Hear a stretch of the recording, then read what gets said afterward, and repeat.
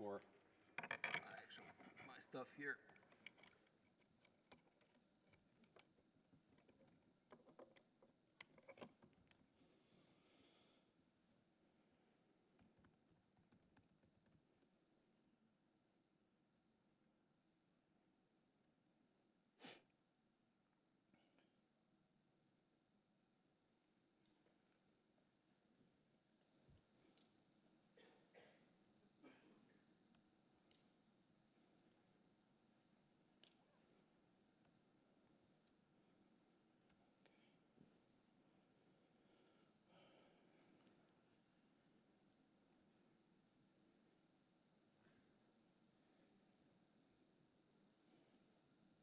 Okay.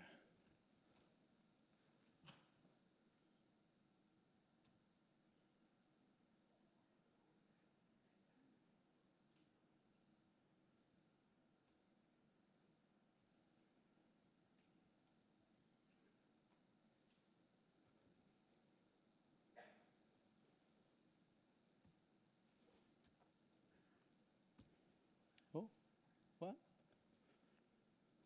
Sorry about that. Oh, there you go.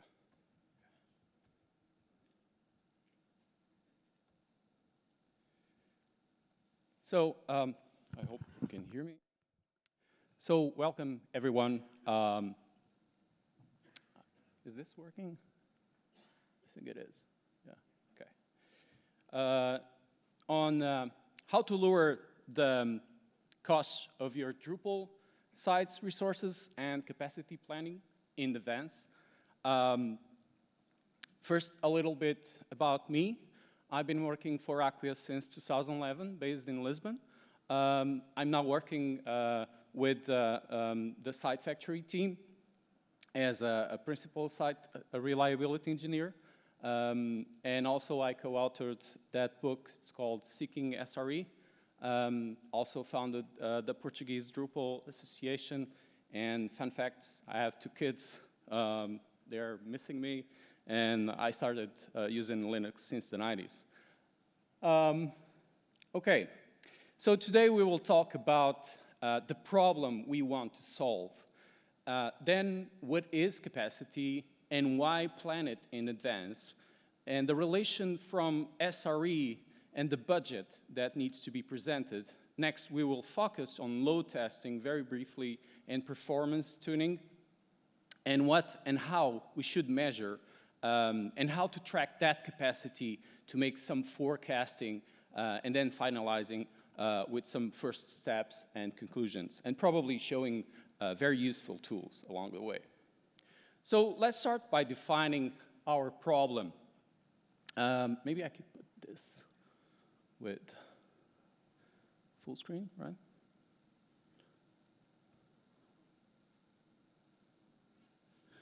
Yeah, usability problem. So let's start defining this problem. We have a site launch, and we want to keep the user expectations. So anyone here in the process of launching a site or a product? Raise hands. No one is launching sites. Okay, cool. Oh, two people there. Okay, so imagine your customer provide you a set of needs for hardware, and then it sets a date to launch the site, but then he forgot to tell you that you have sent a few thousand emails to the Alpha of the World announcing their new site launch. What do you think it will happen, right? So, of course, launching a Drupal site involves a lot more of preparation steps, such as these ones. And there are plenty of guides out there about these kinds of launch readiness checklists for Drupal, which is not our focus today. What we're really missing here on this list is the plan for capacity. So let's be clear. The end goal of capacity planning is a smooth and speedy experience for the users. User expectation may vary depending on what type of application they are using and even what portion of the application they are interacting with. Let's say, for example, the expectations for speed when searching the site for recipes is different from loading the payment page, right? So affecting, obviously, the user engagement. But there is no silver bullet. Let's be honest. It's possible to have plenty of capacity, but a slow website nonetheless, or in the worst case, the service might be unavailable. Even though capacity is only a part of making a good experience, the experience is still one of the real-world metrics that we will want to measure and track in order to make capacity forecasts. For example, when serving static web content, we might reach an intolerable amount of latency in high volumes before any system-level metrics like the CPU, the disk, or memory raise a flag, like in the case of the CDN. So what is capacity? Very simply, capacity consists on the resources required to run your services in the context that you've chosen to run them. Capacity in site reliability engineering is the maximum amount of output your product or your Drupal deployment is capable of completing in a given period of time. Capacity planning, on the other hand, is that process which determines the resources needed. In the Drupal world, we focus mostly on web capacity. So it's used from economics to engineering. It's now also a part of web operations. And it ensures resources are available. It defines the process. It justifies capital needs, which is one of the most important things in our companies. And it's managing deployments of resources. So an extended guide, if you want to really go deep into the subject, is in this book, The Art of Capacity Planning from O'Reilly. So why should we bother about this? Why should you bother about this? So let's suppose I'm a supermarket manager, right? So one of my tasks is to manage the schedule of the cashiers. A challenge for me is finding the right number of cashiers that should be working at any moment. Because if I assign too few, the checkout lines will become long and the customers will be upset. If I assign too many, at the same time, you would end up just wasting up money. So the trick is finding the precise balance. Now, think of the cashiers as servers and the customers as client browsers. Also take into consideration that the supermarket is getting more and more popular each day. So a seasoned manager will attempt to strike a good balance between keeping the customers happy and not spending too much on cashiers. So in summary, only spend as much as you actually need, be ahead of that sharp growth, and avoid any emergencies. And that's also why capacity planning is a major topic in site reliability engineering. Besides that, an SRE team is responsible for the availability, the latency, the performance, the efficiency, the change management, the monitoring, the emergency response, and of course, capacity planning for these services. And focusing on demand and forecasting, which is really the important point here, it targets having sufficient capacity and redundancy to serve projected demands with the required availability. Despite this being common sense, of course, everybody knows about this, some service and some teams don't really ensure the required capacity is in place by the time the service is launched. And how does SRE advocate for this? So we help perform regular load testings on the systems. We incorporate SLOs on capacity, which it's specific to service level indicators that we have. And because capacity is so critical for availability, SRE teams normally take the lead in this initiative. And so, probably one of the biggest part that interests you is the budget related to capacity planning. Your budget should account for enough capacity. It should be justified by the risk of impacting the user experience, as we spoken about, and your business. For example, in the budget meeting with finance, engineering, and product, the proposal for systems capacity needs to be justified by system metrics, right? So we have data to actually justify the investment.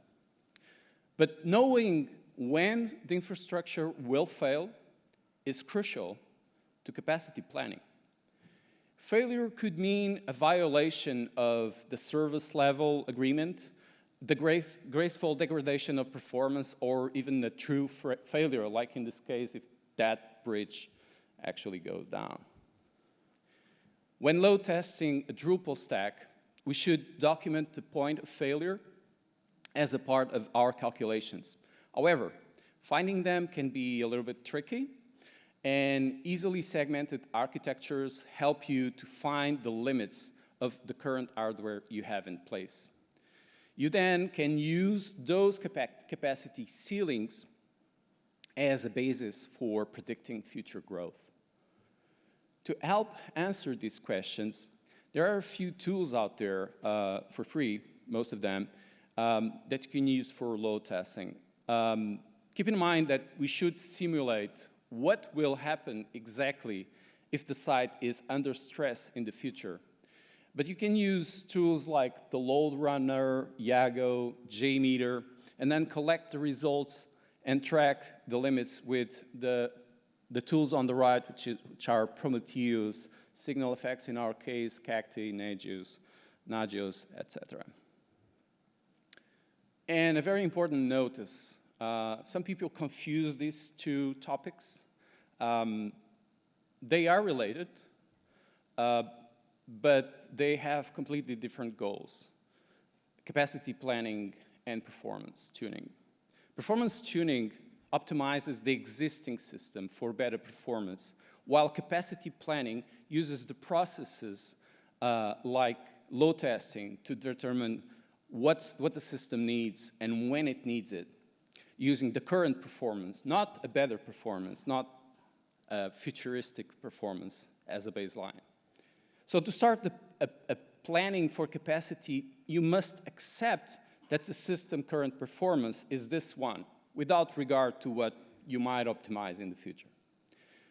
For a complex stack like ours, it is important to understand that a single input request to the service will result in multiple inputs across the system. We should always try to split the nodes in components, since that makes it easier to understand the capacity demands of each one. Then you are able to answer a few questions that you couldn't before, but mainly how increasing the request of the queries per second, for example, affects the resources.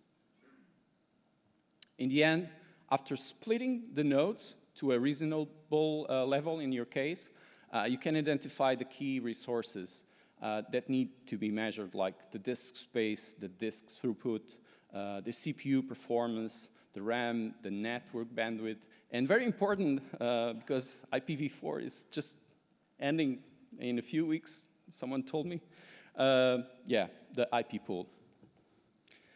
Yeah, it's scary, right? So bad planning of capacity, really, IPv4.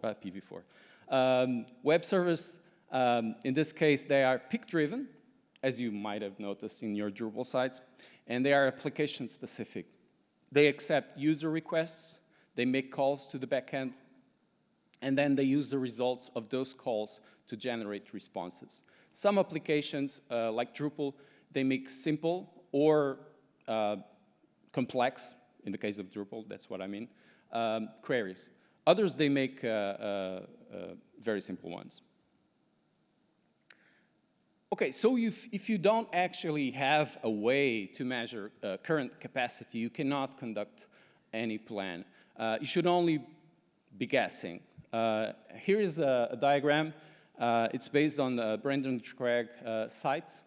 There was a very nice talk from my friend, Amin, yesterday. Should be published online today, a video about this. And it's talking about several tools that can actually be run in the server to get those measurements. So like in this simple example I scripted, this will always all be available online. There are several ways to collect the measure and the metrics we send to a time series service, like the ones we spoke before. And sending these metrics, for instance, to statsd, can be done with a simple script like this one. And then it can be done also with more sophisticated services like collectd or telegraph, if you need a constant monitoring service. Now we should be able to track the capacity automatically and routinely by measuring system behavior over a predefined amount of time. And by monitoring that normal behavior over days, weeks, and months, you would be able to see some patterns occurring regularly, as well as trends over time that will help predict when you will need more capacity. So to track this capacity, you need tools like to collect and store and display, usually in the graph, metrics over time. A couple of load testing tips. I found some resources online, especially a Docker app that will spawn you Grafana, Graphite, so you can just put that running, collect the metrics, keep them, and then tear it down. And yeah, predicting capacity is an ongoing process. It's not done once. It needs to be based on some intuition and some math to actually make the forecasts. Automating as much as the process as you can will help you to stay ahead of the procurement process. Taking the time to connect the metric collection systems to the trending software. It is possible to predict the future with precision. I'm pretty sure of that now. But it isn't possible. I'm pretty sure of that now. But we can always try our best to forecast capacity using part of context and part of math. It's also a heart of making an educated guess about the future using historical data, like in this case. It's a long-term view. It can be steady. It can be outside of rare bursts and spikes. With all data into perspective, you can generate then estimates to sustain the growth of the website. In the cloud context, these forecasts guide the design of course, the auto-scaling policies. So let's start by taking a look at the daily storage consumption. It's a very easy example. And then you can see a forecast in terms of future needs of the storage. You already know that defining the metric, it's total availability disk space, or total available disk space. So the graphing is cumulative, and its total of this data provides the right perspective from which to predict the future needs. So talking about this graph, it's nearing 30 terabytes, I think. Let me see. And right now, it's currently on 23. So you can see it's going to go over that limit in early April. So this is a very easy situation. But you have the ceilings there. That's what I'm talking about. And you have your historical data, two essential things. So the other thing is you have curve fitting. And this, in capacity planning, this is the most important thing, is where the creative can collide with the scientific. In most cases, it's used to stay ahead of the growth, which is normally seen as the time series data that extends upwards and to the right in some form. Then the challenge is figuring out how and when the data gets there using the forecast. So forecasting is this process that you use for constructing the new data points beyond a set of known data points.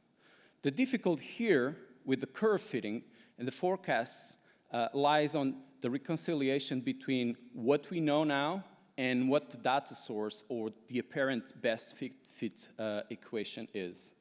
So simply because you find a curve that's 99.999% effective or has mathematical accuracy doesn't mean it's going to be like that picture in the future. What about this graph? I'm pretty sure you guys have seen this peak-driven resource usage in any web service.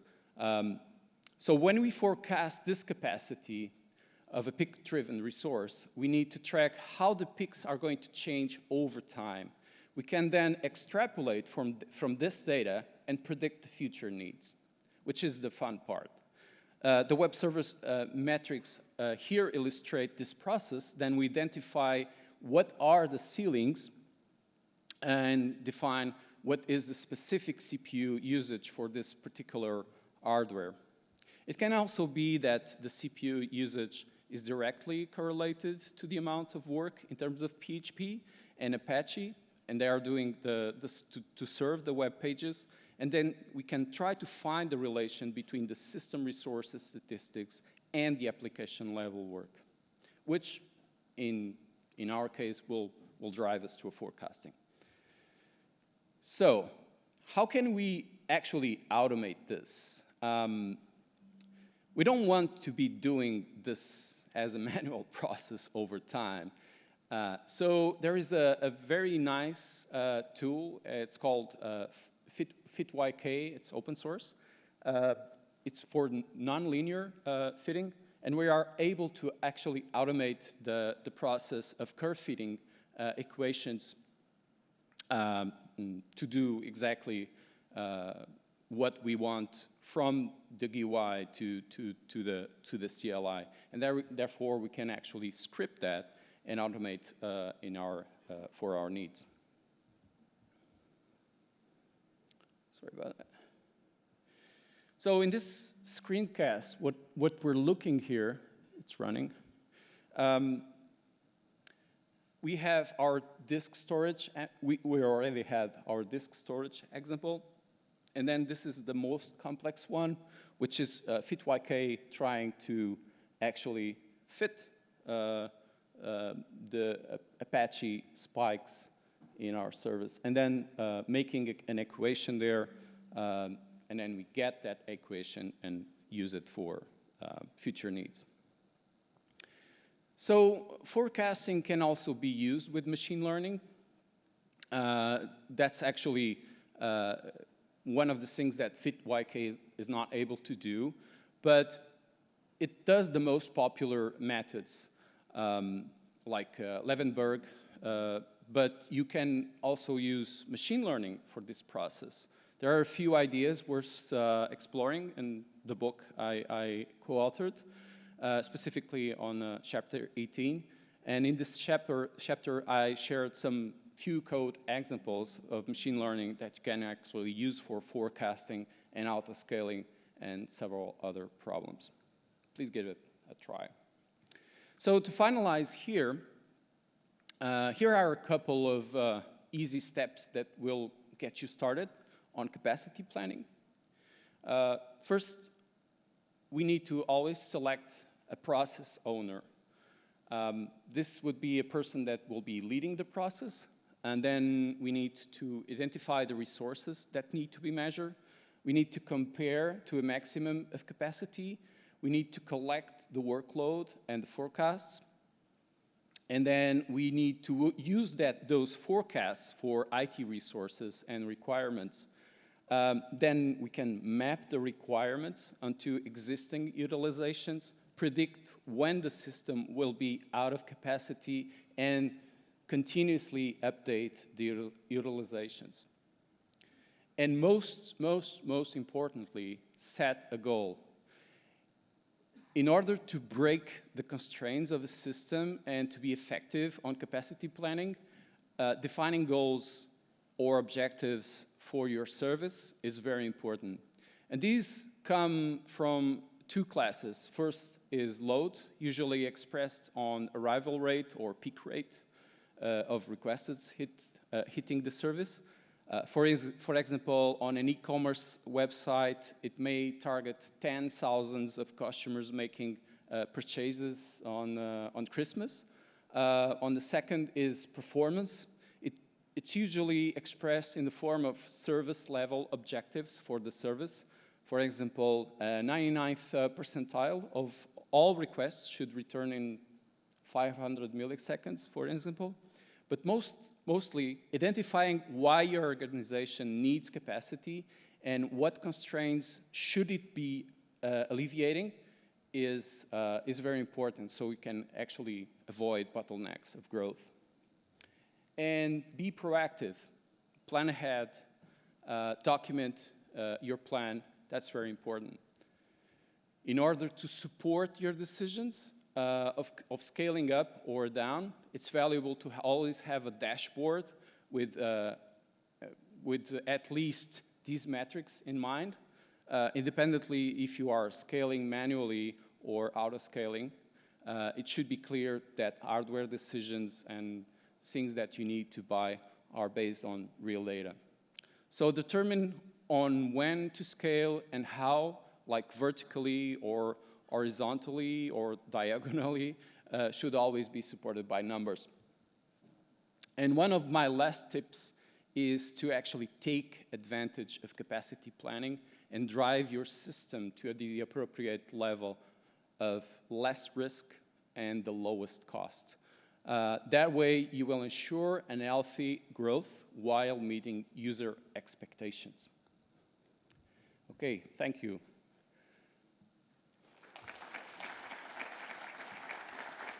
Any questions? I know it's a hard topic in 20 minutes, and I have a cold, so trying to fight here.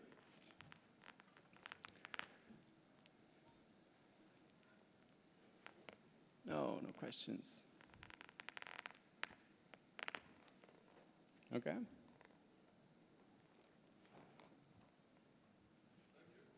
Okay. Thank you. Bye-bye. Don't forget to actually rate. Thank you.